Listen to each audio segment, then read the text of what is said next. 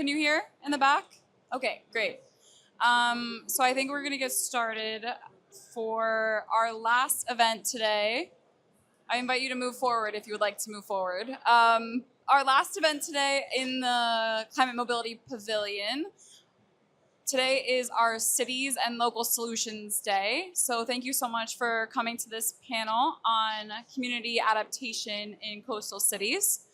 My name is Emma Winkley, and I am a Knowledge Associate at the Global Center for Climate Mobility, and I'm joined by an excellent group of distinguished panelists, mostly from representing the Latin America region.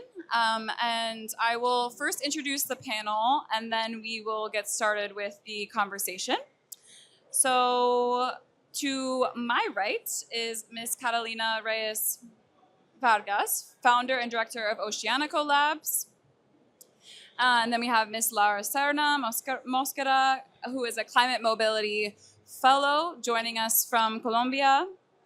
And then from CONJUCLIMA, we have Ms. Eloisa Fernandez, who is from CONJUCLIMA and the Latin American Observatory of Geopolitics and Energy. And then Mr. Mateus Menezes Asif, University of Leeds. So thank you to the panel for being here, and thank you to the audience. So I think we obviously will get started with questions in a minute, but just as a brief bit of context, we all know that cities are both facing a bit of a dual pressure under the current climate crisis. On the one hand, people are moving to cities. Our modeling in both the Greater Caribbean region as well as Africa projects that cities will be key destinations in both regions.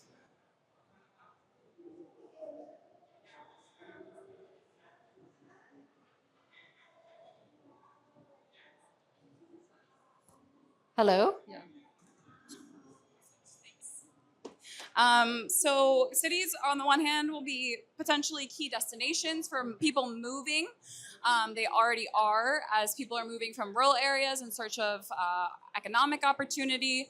So cities provide refuge from an economic perspective, from a resource perspective, but also face their own climate challenges. And we know that coastal cities in particular can face extreme risk as well. Although they provide excellent coastal amenities, as I'm sure my panelists will speak to, and are desirable places to live, they also face significant risk. So I think today's conversation will really be looking at how cities can serve as hubs for resilience and innovation while also planning for population shifts and the potential for absorbing new populations under different climate scenarios. So without further ado, we can start the panel. And I'm sorry, I'll be looking at my phone, but I'll direct the first question to Ms. Reyes Vargas from Oceanico. And from your work in looking at the coastline and ocean ecosystems and communities, what are the current challenges facing the coastal communities you work in? And how can community-based and nature-based adaptation strengthen the resilience of these communities to enable people to stay in place? So protecting their right to stay.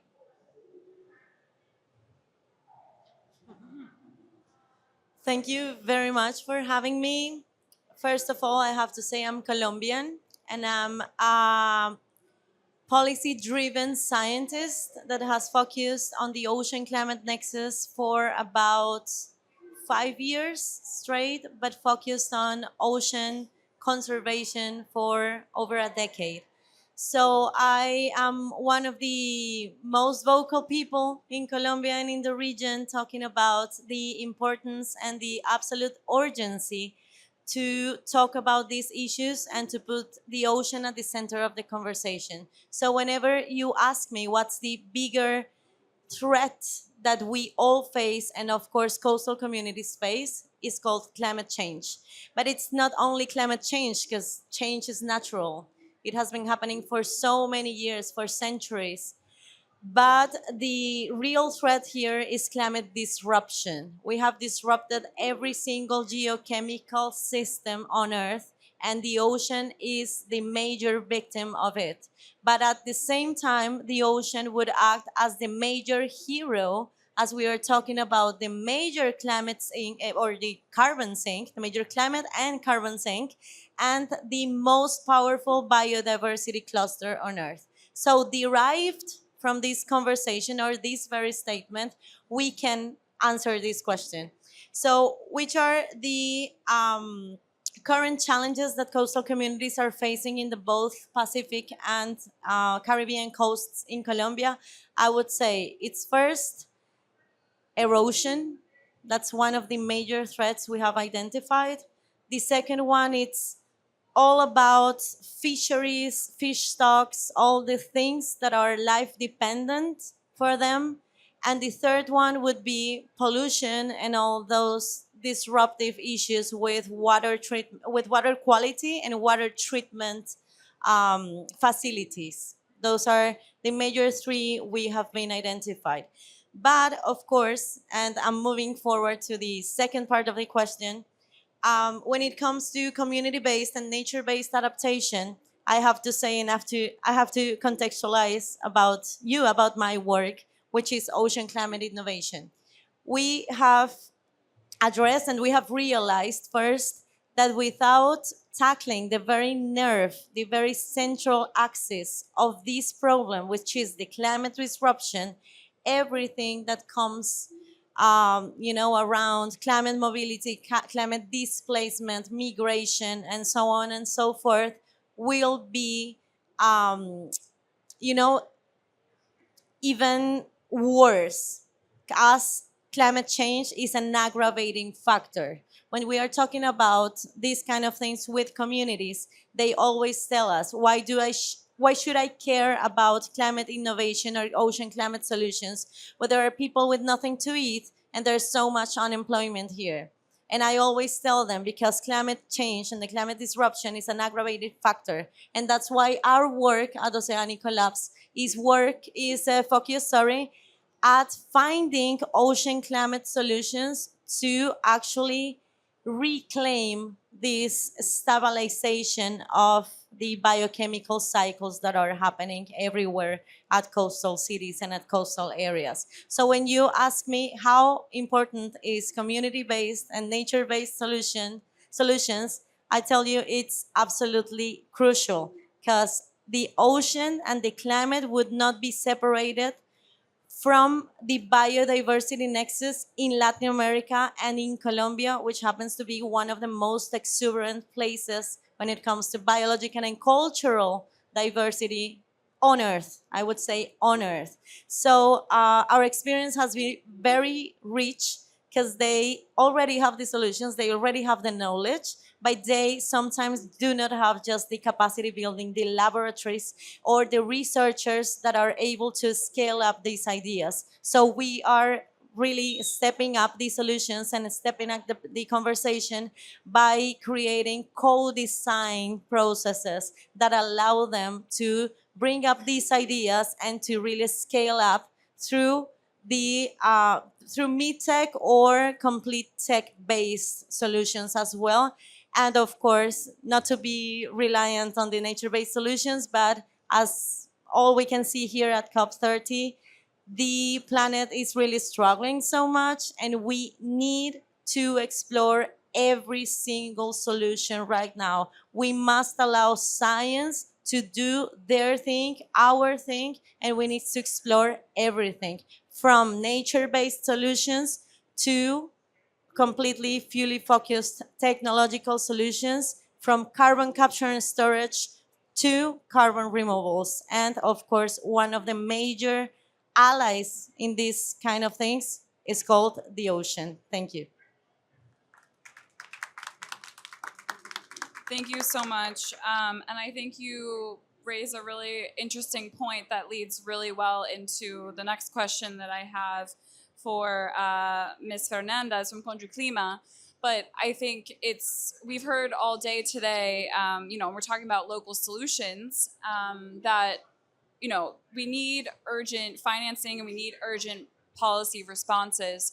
But in the meantime, communities are acting. They're not just standing by, and they're innovating. And it sounds like the work of your organization as well as CONJUCLIMA has some great synergies in how you support and build the capacity of the people that are already doing the work. So turning to Ms. Fernandez, my question for you is, what are some of the local and bottom-up solutions that you see in the communities that you work in?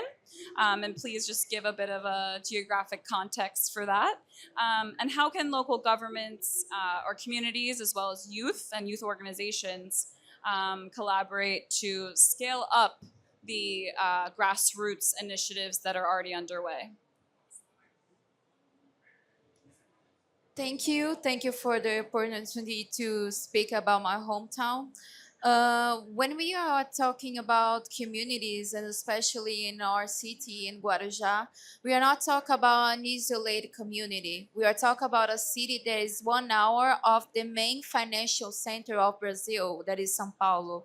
So these people, when we think about them, we think they have access to information, they have access to education, but it's not the case. What we see in Guarujá is a very deep inequality and a very deep knowledge about what is happening towards climate change.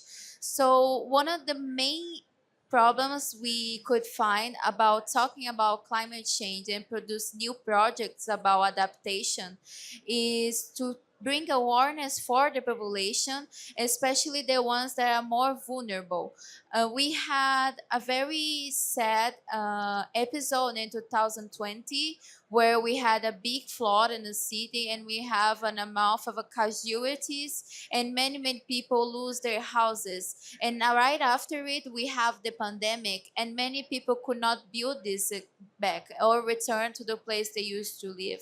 But when we talk about how climate change is related to some areas to this kind of disasters, they automatically get to move towards the government to say, okay, you talk about climate change, we don't know much about it, but we want the government to do something related to it. So how we can manage to bring together the government and the community on their place to work together towards a solution with adaptation, because when we talk about mitigation, it's not directly a responsibility of the people that live in the area. We know they produce trash, we know they pollute as well, but it's not in an industrial size what we see as a problem. So we have to come and bring awareness for these people so we can work together with the mayors, the municipality government, and bring new projects to give it a new kind of light of what are the problems is. So us as CONJUCLIMA, me and Mateus, we are sons of this land. We really love our city. It's a very beautiful city, and we know, but we are one of the few that is aware of what the problems are coming with together with climate change, together with the rise of oceans. So because of it, we wanted to bring a project that was not only an infrastructure project to bring more facilities or infrastructure for the population. We want also to then to know what is happening there, because Guarujá is an island in the coast of São Paulo. It is one of the places that is appointed by United Nations that will disappear in 50 years. And we already know that when it rains a lot, some specific places become like big pools and they are already under the level of the sea, and there's not much to do about that regions. We have to move population for different parts of the city. So we wanted to bring this knowledge for main of the population, the ones that have no access for it, and talk about what is happening, what is truly, how this affects us, what is COP, because many people don't know what is the importance of COP, and together bring new ideas of what we can do in this land without leaving it, because we are not only talking about the nature bringing their side of the coin of what the human actions did there, but we also are talking about justice. So when we are a place like that, when we see the GDPs from Guarujá, you see that, oh, there is a good place with high human development. But in true, it's because when we use this data that we manage to do this kind of sources, they bring also the people who have much money and lives in the city, because our city is also knowledge, no, because of their big mansions, because of presidents that spend their vacations there. But we also have a huge inequality, very much people depending on social companions, social services, because they can afford like they live today to day. Many live with less than one minimum wage. So it's not only about bringing in and giving the right adaptation infrastructure, is bringing awareness about what is the real data, what is the real problem there. And then we created the Observatory of Climate. We are under, this is under development together with the municipality government, where we are creating a place where people can see and see what is happening truly, what is the the real problems we are facing, and how we can manage to create new projects with more reliable information in a way that it becomes in a much approachable for this population. Thank you. And I think that you, first of all, your work sounds extremely interesting and it connects really well with some of our mission and goals here at GCCM as well. And it's really what it comes down to in raising people's awareness that I think you also touched on, is that people need options, and the way to give people options and agency in deciding which option serves them best in the face of the climate crisis is to provide them with information or to elevate the information that they already have. And it seems like that is a large part of your mission at CONJUCLIMA, as it is ours at GCCM, when we think about how to enable people to make the best choice for themselves, whether that's to stay in place and to build resilience or to move somewhere else. So I think on that note, I'll turn to Mateus. A question for you about really focusing on strategy for building climate literacy and climate awareness. How can we improve people's ability to both understand risks that they're facing, but also act on those risks, and preserve the agency throughout that process between learning and deciding for themselves what is best in the face of different climate hazards? Hello, guys. My name is Mateus. I'm from Brazil. So, bem-vindos ao Brasil. Welcome to Brazil, everyone. I am more of the part of climate science, so I try not to be too sciencey because my question is about be able to communicate. But one thing that I was thinking now that just came in my head was the first time that someone has faced extreme weather event. You know, I think everyone here has faced it because we live in a planet that is suffering by climate change. And mine was when I was 4 or 5 years old. We were in the Guarujá, and the Guarujá is an island. Okay, so you have a lot of evaporation from the water, from the sea, and all these evaporations go to a massive mountain there, and sometimes these clouds come back and the rain's really strong. So was a massive flood in 2000s. I was just a child, and I remember the water was here on me, so I could not understand what was happening and why the climate change was affecting me, because I didn't know that this was climate change. Later on, this curiosity made me going to the UK to study climate change and to go to the academia. Now I'm doing my PhD in climate change. And now I understand that the knowledge that we have are only at the universities. You know, we are not able to communicate climate change. Some people are really clever, but we are not able to speak with our community, with our neighbors, and with other peoples about climate change in a easy way. And I am a climate communicator. I speak about climate change in the internet sometimes. And that's the biggest challenge, you know, like how can I speak about climate change that everyone is able to understand? And I forgot the other question. No, so I answered the question.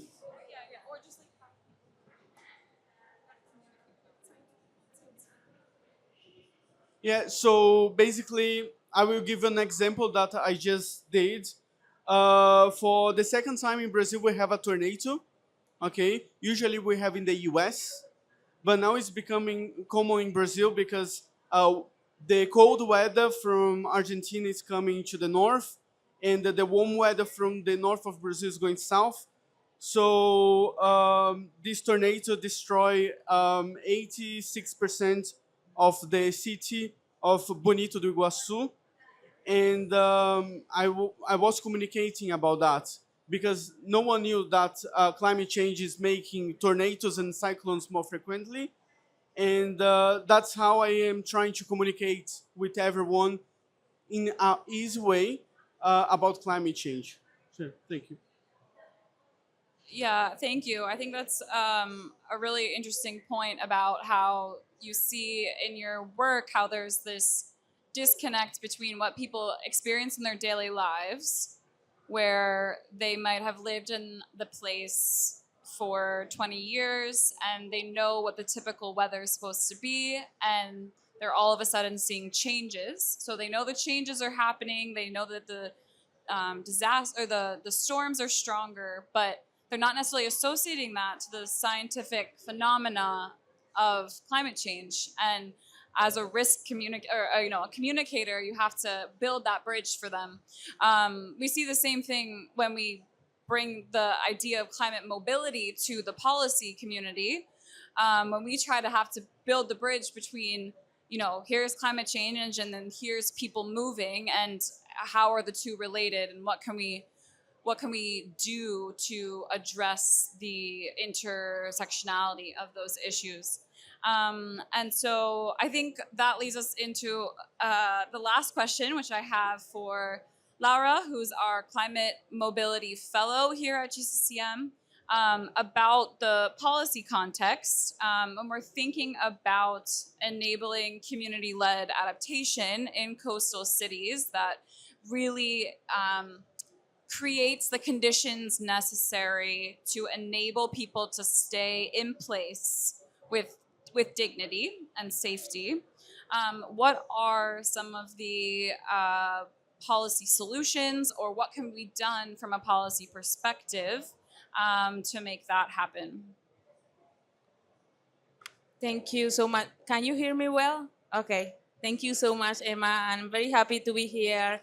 And it's also the first time that I'm with someone from Colombia in the panel, so I'm very happy for Tuta. I would like to share just a couple of those, and I think that in the practice, we see that when the governments can invest in urban climate adaptations tools, the response can be better. And in a case, for example, of Colombia, the data recognize that most of the people move to the main cities, as Bogota, Medellin, Barranquilla, but also because of the conflict of the country, we have small cities that are receiving an amount, many numbers of people that are displacement, and they don't have the capacity to respond to the displacement. So in the practice, we can say that we can do 3 steps.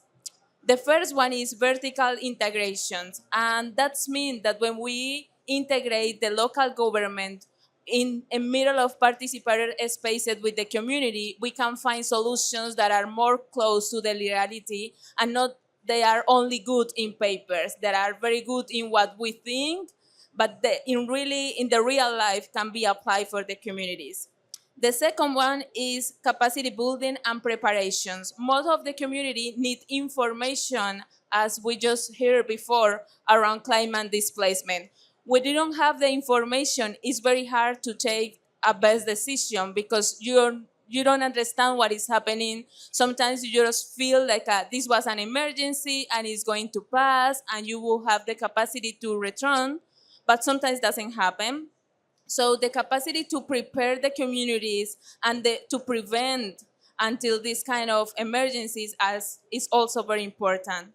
And the last one, I will say that is the collaborations. In the case of Colombia, we recently we have been doing a process of integrations around the Venezuela population that was in our country. And even if this process already have a challenge, we realize that we can create integration also around other processes that are related with displacement. So in the case of climate displacement, I think that guarantees that we have the integration between the community that is in the city and the new community that is moving is very important in order to prevent poverty traps, in order to prevent that, as we know, climate change is accelerated vulnerabilities. So if we create the coalitions and if you put together the people, you can prevent that people can stay in places that are dangerous, but also you can prevent, for example, that young people don't go to universities or to schools. You can prevent that the health systems is not working for them. So the integration is a very key point in the puzzle in order to respond. Thank you. Thank you, Laura. I actually really appreciate that last point because we heard from the other panelists about, building adaptation and mitigation of risks for current populations. But I appreciate the example you brought up about, in Colombia, the accommodation of Venezuelan arrivals. And it's true that it's not only just about the people that are already in place in community, but also about the potential arrival of new populations. And integration from a climate perspective means considering where they're settling. Is it exposed to certain risks over other areas? But also from an economic and cultural perspective, we can also talk about integration that way as well. So thank you for that. I guess I'll turn it to the audience to see if there's any questions. Okay. Thank you.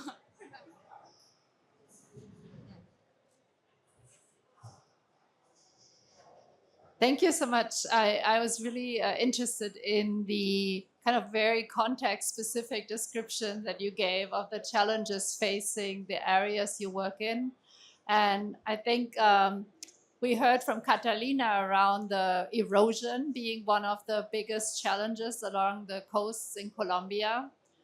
And we heard from the colleagues from Eloisa and Mateos around the prospect that the island that you lived on or were born on might be completely submerged or may have to be abandoned.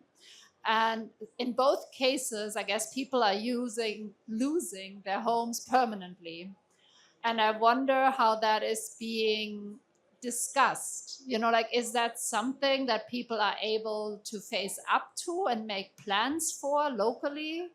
Or are they basically saying, oh, it's not going to happen, hope for the best?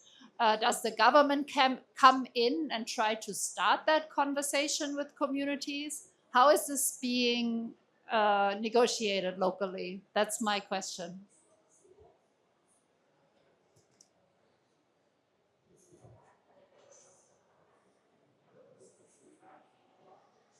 Would you like to take a stab at it first? Then we can pass to CONJUCLIMA. Sure. Thank you so much for that question. Because one of the things that make us the most or the proudest people on earth is that Colombia has a really strong normativity in every single topic you can think of. So we do have plans, we do have legislation, we do have, 2 or 3 active courts that are actually delivering so many resources each time, every day. Actually, if I'm not wrong, the first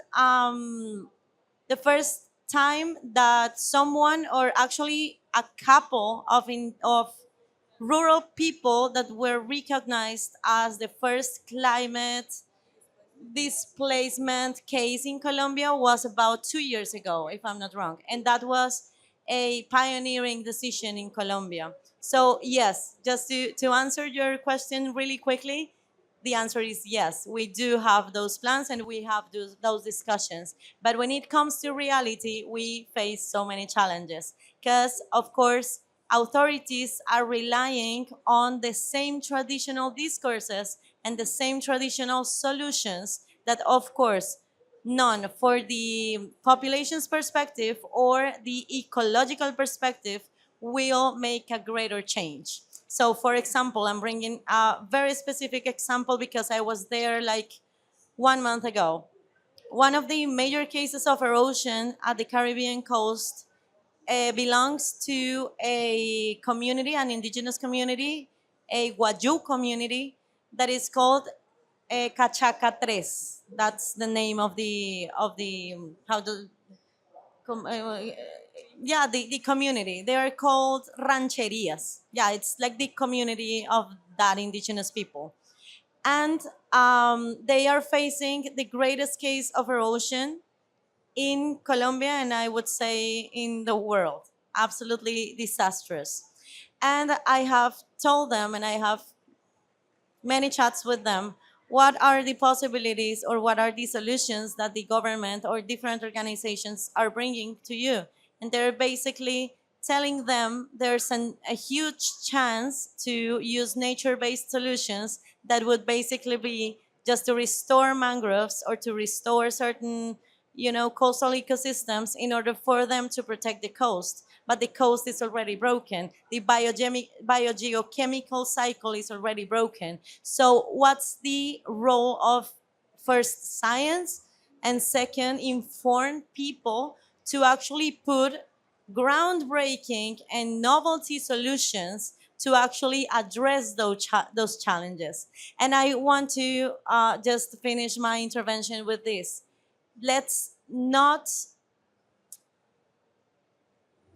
forget that 1 year ago, the International Court of Justice asked and urged every single state, every single government to act in all ways possible to tackle the climate crisis. That's an obligation for states worldwide. So if that's an obligation for states, then we need to urge the states to act upon of it. We need to urge them to explore all the possibilities because they are available. Like, for example, I work at a laboratory that has 2 pioneering patents of a nature-inspired solution that removes carbon.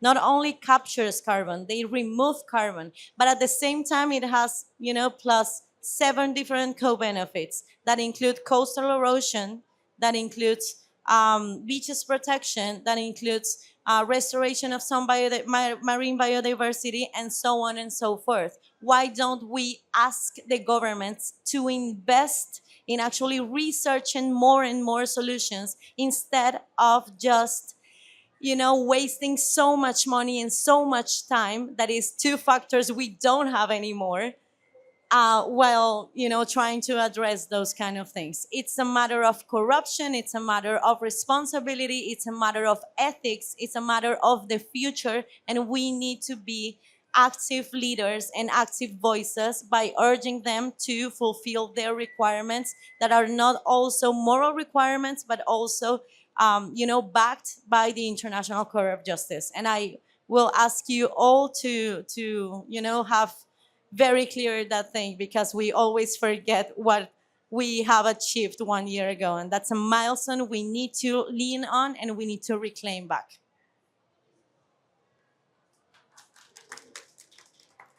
Thank you so much. And I will now turn to the CONJUCLIMA colleagues. Just to repeat the question in case it was more about, now I'm forgetting the question. Yeah, it was, it was about whether the communities that are facing some of these land loss and hazards, whether it's part of their awareness, and whether they're actively planning, or whether any sort of levels of governance, national, local, if there's any planning around those issues. Thank you for the question. I will start talking about a little bit about property speculation in Guarujá. As I said, we have one of my biggest criticisms that every investment in the city is made based on GDP. But what happened is that the most part of the population lives in poor areas. And when we are talking about the places close to the beach, I mean, looks like paradise. It's a beautiful, beautiful city. And we have mansions, we have big buildings, and all these places are occupied by billionaires and millionaires. We know about a lot of famous people that have houses on these closed beaches. And when they do the calculus, it seems like our indicators are really amazing and really like awful. The city is great, but actually most of the population have lack of accessibility and like basic needs like good access to water. Every year there's a lack of access to water. Many houses don't have it. We have problems with public health. We have problems of mobility inside the city, but the government doesn't seem to be very much worried about it. Instead, they are putting huge amounts of money on a construction of two big infrastructures. That is the airport, and there is a tunnel that we joke there is a urban legend that never happened. They talk about this tunnel since the 1950s, and but the government of the state is really deep in in these two matters. But this will increase speculation, and also will difficult the life of the people that already live there. For example, we have a community that will have to be destroyed, and this population will have to be reallocated for some other place in the same city. But they don't have a plan of urbanization. They don't have a plan to build new houses. They don't show up. They don't talk with these people. And there is a lot of complaints about what is going to happen to your houses. And there is why me and Mateus, we were always thinking about how we got into the municipality government and try to bring it and build a bridge about these problems, because we have access to study, we occupy these places, but we have to think about the people who live around us. Like Mateus is from a traditional family. His family was expelled from the place they lived, and now this place is a place where millionaires and billionaires live, because it's so beautiful that they want to open hands. I and my family arrived in the city in the 70s. My family is from Northeast. There is a big mobilization from Northeast to São Paulo because of real poorness. And also I have, my grandfather was an immigrant from Spain, running from poorness and dictatorships. My grandmother comes from a family of ex-slaves. So it's very complex. And what do they bring to us? They don't give us any support. We build that city, we give our life for that city, but what is doing for us to keep being resilient on this place? And there's a huge problem of communication between the population and the government. We try to make it easier, but even for us, it's hard to get a conversation because, for example, 3 weeks ago, we have a change on the Secretary of Environment of the city for a political choice.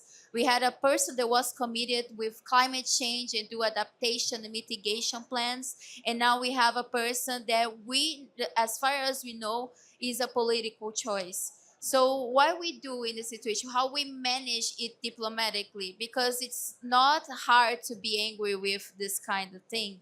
And we already had like residual plans, adaptation plans denied by their own camera of representatives because they have their own interests. And we don't have many other population talking about because of this lack of access to information of what is climate change, why my house is always flooding, why they say that the city will disappear in 50, 60 years.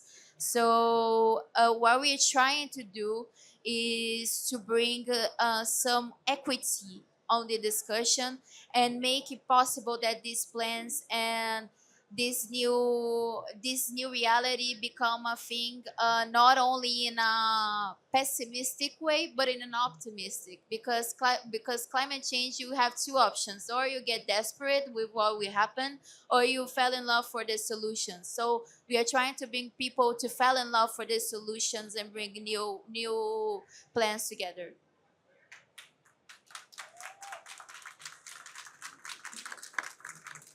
Thank you for that response, and I also appreciate you sharing your personal story with relocation and displacement from your family perspective. So thank you for sharing that with us, as well as the hard work and determination of civil society organizations like CONJUCLIMA that are at the front lines of building those bridges of communicating between the people's needs as well as the government and striving for the better balance of priorities across decision making.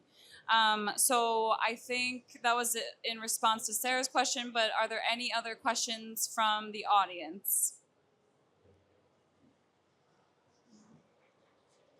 No? Okay, I think um, so I mean, we have 10 minutes left, so go ahead, Sarah.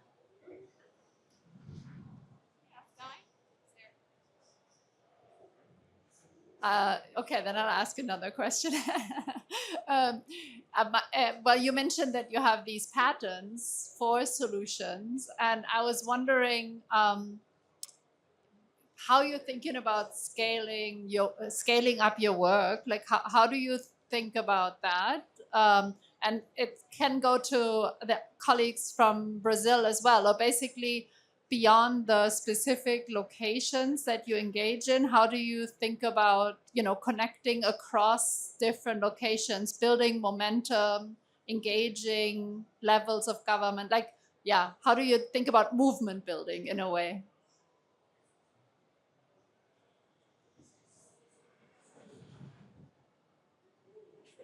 I think I will proceed to make an invitation to follow all of these great initiatives, because this is, COP is basically a place when we all meet and scale up these kind of initiatives. So, when asking for Oceanico Labs initiatives or theory of change, it is based on three pillars. First, education, because we need to demonstrate and we need to let certain stakeholders know that the communities are not that stupid as they think. They are really intelligent, they are capable of doing great things, but they do only lack certain technical concepts that are considered the major topics when it comes to creating this kind of scientific improvements and solutions. So we just need to level up the ground. That's the first thing. That's why we focus on ocean climate literacy, as we are also endorsed by the UN. So we need to focus on those kind of aims and objectives. The second one is governance. So we are planning, and this is another thing, we are not just an institution that is working on Colombia, but a think and do tank with a Latin American scope. So we want to bring up this conversation to the whole region, Latin America and the Caribbean, to actually create those roadmaps, create those round tables and discussions, and to basically balance the discussion for us to act as a block. We do not have a great experience on regional integration as other parts in the world, as in Europe, as in Africa, but we need to do so because we are facing almost the same challenges in every single country, and that's why we encounter so many similarities in these kind of spaces. So governance for us is absolutely vital. And the third one is innovation and entrepreneurship, because the ocean would be a source of prosperity, and myself think that the ocean is the major source of solutions. So we need to just equip those communities, those great minds and that great talent from Colombia and from Latin America and the Caribbean, with those kind of resources and discussions that are taking up the global level, but mostly at the global north, and to let them know that there are opportunities by making them see that climate action is actually a good profession pathway. We need to professionalize this kind of stuff, because if they do not have any if they do not recognize any opportunity when it comes to economic approaches and socioeconomic approaches, they won't follow through. We actually had a very disgusting example in one of the communities we are working with. There are two absolutely amazing young girls that do like a lot, they enjoy a lot doing marine research and marine biology and marine ecology and so on. But they needed to study something completely different because of their own scarcity and necessity. We don't want them to be orphans. Then we will make as much as possible to open up this conversation and to open up this pathway. And I think the one of the only possibilities we have is to integrate this kind of perspectives as a region, act as a bloc, and increase our capacity building to not be left behind in the conversation. If we do not want to lose great opportunities from the economic to the social and cultural and so on and so forth, opportunities that are taking up these kind of spaces, the people and the communities we're trying to defend will suffer even more, because the situation is getting worse and the geopolitical tension is getting even worse, and we are so reliant on global cooperation. At any moment, another agency, no cooperation agency, would be closed, and then Latin America and the Caribbean will be left behind even more. So that's my take on that, and I kindly invite you all to have this regional conversation to strengthen our capacities. Any further responses from the panel? Okay. Yeah. Okay. No, do you want to say? No. Finish what you're saying. Sorry, I'm just gonna answer both questions, and I'm gonna get some things that she said and then what she said, and I try to unite. Okay. She said one thing about my family. That's true, but one thing that all the countries are facing now is the causes of the consequence of colonialism. You know, my people is the traditional people from the seaside of Brazil. It's called a caiçara. Caiçara is mixed from indigenous and the Europeans, and they are traditional fishers. One day, my family was in a place in this community, and came a guy and said, "We are gonna bring prosperity to you. We are gonna bring food, a lot of things." And they just got the finger of someone from my family, put in a paper, and a few days later they were removed from the land. And today is the highest. If you want to buy a house there, it's like millions, of reais. So it's too expensive. The name is my grandma says Situ, but it is Ipuranga. The name you can search later. So all the South America faces colonialism, and it's really dangerous.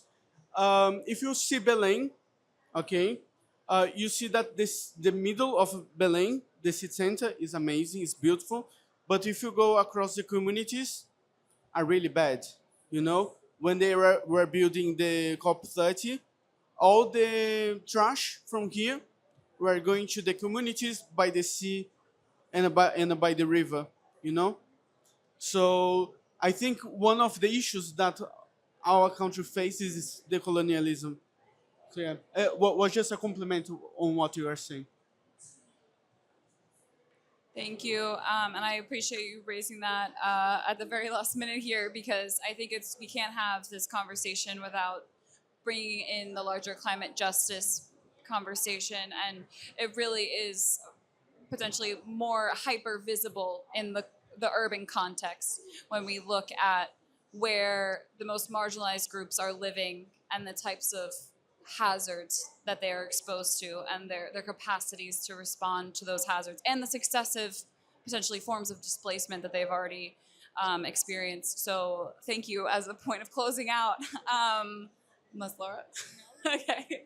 All right. Well, thank you so much to our panel and for the audience for joining us in this really great discussion and helping us wrap up our last conversation on our Cities and Local Solutions Day here at the Climate Mobility Pavilion. So thank you to CONJUCLIMA and Oceanico and our very own youth fellow for joining us.